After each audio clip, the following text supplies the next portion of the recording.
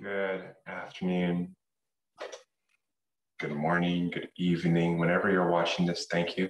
Thank you for being here and listening to my speech on the power of mentors. Here we go. This is a speech that I'll be giving for my Toastmasters Club on the power of mentoring. And I'll be sharing about a few experiences I had when I was a mentee or a protege, learning the ways of life. Okay, I think we're all set. Let's get this speech started, shall we? All right, moment. Here we go, share screen.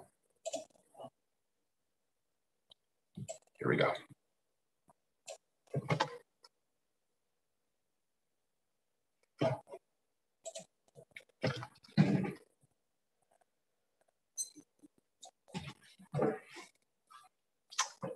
A long time ago, in a galaxy far, far away, there were mentors.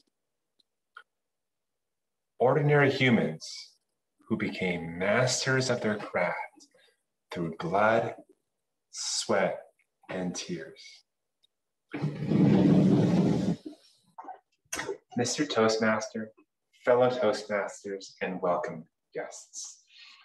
Today, I'll be sharing about the power of mentors, including 3 mentors who helped me to become the person I am today.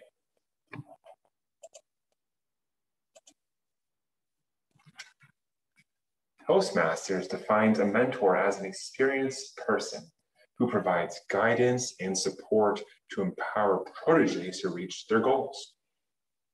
However, when I hear mentors and proteges, I can't help but think about masters and Padawans from Star Wars. See, a Padawan is an apprentice, someone who begins their life in the Jedi Temple as a youngling.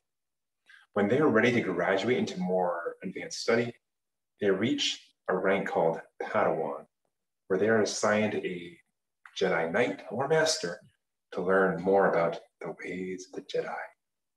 Think of Yoda and Luke Skywalker, or Qui-Gon Jinn and Obi-Wan Kenobi. Mentors teach, support, and inspire their proteges to reach their goals, whether your ambition is to become a Jedi Master or a Jedi public speaker. Mentors teach you from their lived experiences, sharing wins and losses. They support you along your journey as someone who has walked the path before and knows what you're going through. And they inspire you to take action towards your goals by showing you what's possible. Like many, I don't just have one mentor that rules them all, but rather, as Tim Ferriss says, I have a tribe of mentors, different people who have helped me with different goals in my life to become a better writer, a better coach, and a better leader. Let's start with Bruce. Bruce taught me how to write. Bruce was my boss at the first company I worked for when I graduated. We got along well, sharing a common professor and a common interest in running.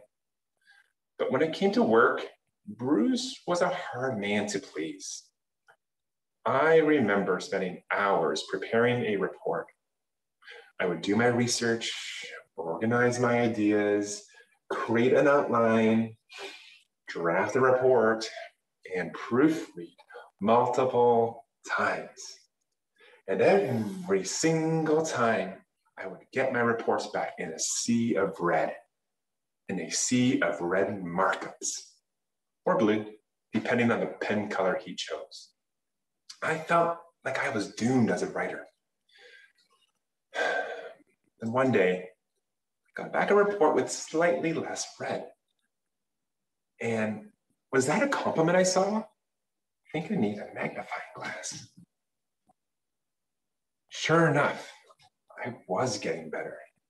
better at clarifying my ideas, and better at telling my stories. As I learned, Bruce wasn't just teaching me how to write, he was teaching me to think critically. Next up is Joe. Joe taught me how to become an effective coach. Joe was the first person to hire me as a trainer and taught me a lot of what I know today.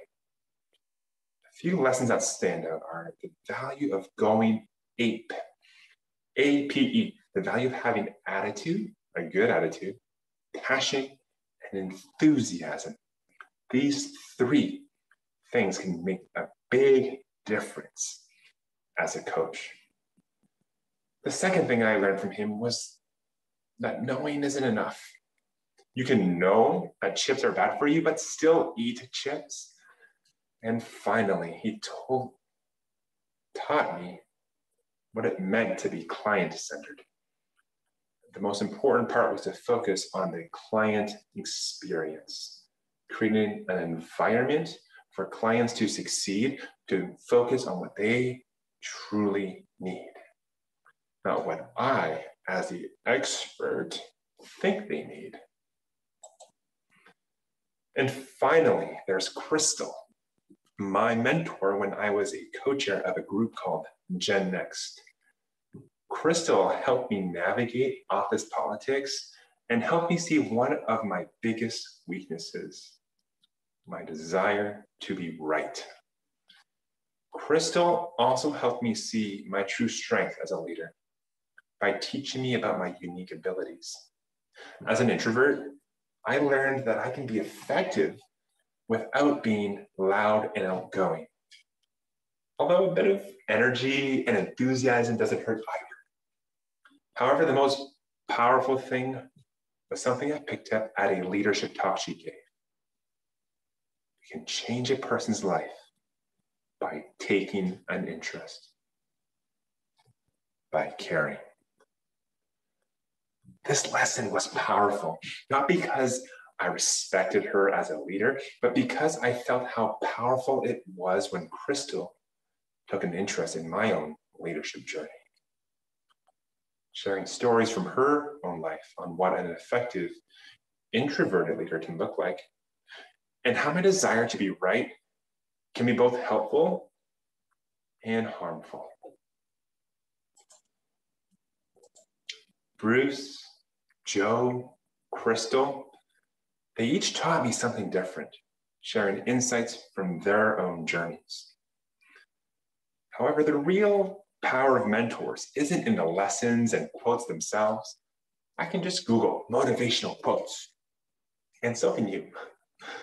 The real power is the wisdom and lived experiences they pass on, lessons from a life book, not a textbook.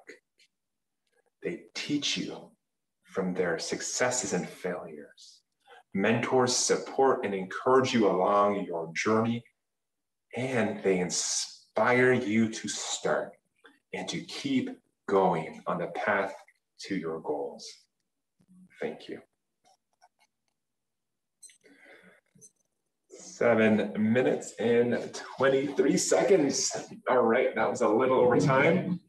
I'll have to dial that down for my session, but overall, not too bad.